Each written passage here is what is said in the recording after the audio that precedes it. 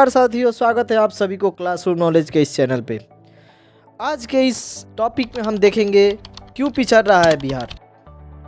वह बिहार जो पहाड़ काट कर रास्ता बनाने का क्षमता रखता था। हम बिहार को दो नज़रिया से देखते हैं।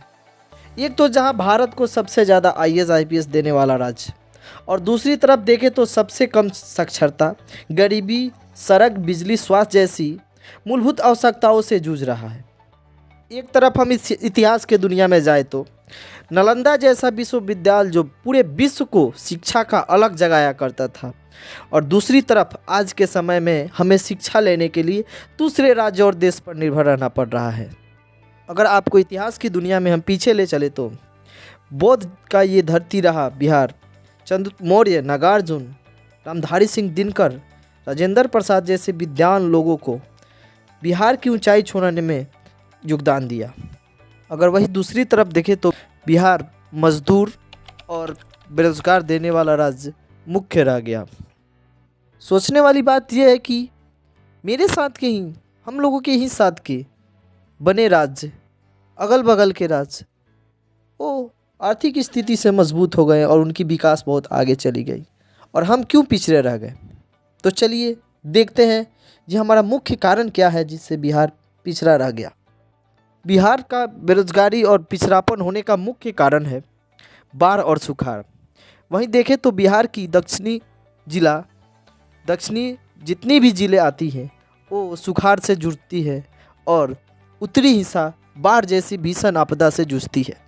नंबर 2 देखें तो तेज़ी से बढ़ रही जनसंख्या।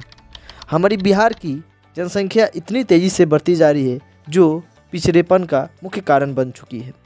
नंबर 3 पर देखें तो 2000 ईस्वी में झारखंड बिहार से अलग हुआ।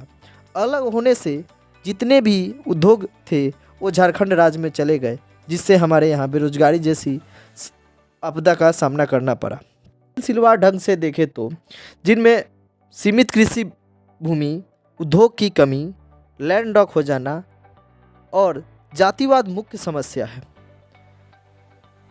एक वर्ड लैंड लॉक आया। लैंड लॉक राज्य उस राज्य को बोलते हैं जो चारों तरफ से भूमि से घिरा रहता है, अर्थात उसके अगल बगल कोई समुद्री मार्ग या समुद्र नहीं होता है। साथियों, अगर हम गौर से सोचें तो जातिवाद एक ऐसी मुख्य समस्या बन चुकी है जो हमें डेवलपमेंट जैसी ऊंचाइयों को अच्छाइयों से दूर कर देती है। अगर हम जातिवाद में फंस के रह जाते हैं तो उस राज्य या समुदाय का विकास नहीं हो पाता है। यही समस्या है कि बिहार इससे जूझ रहा है।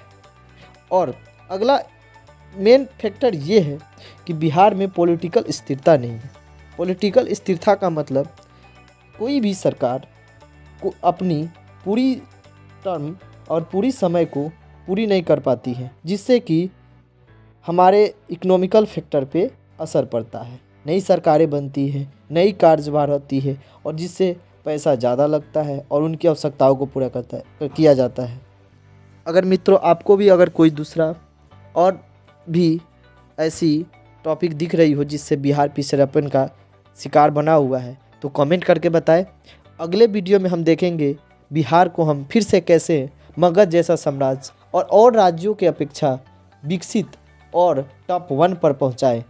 वीडियो अच्छा लगा हो तो वीडियो को लाइक करें, शेयर करें और चैनल को सब्सक्राइब करना ना भूलें। धन्यवाद।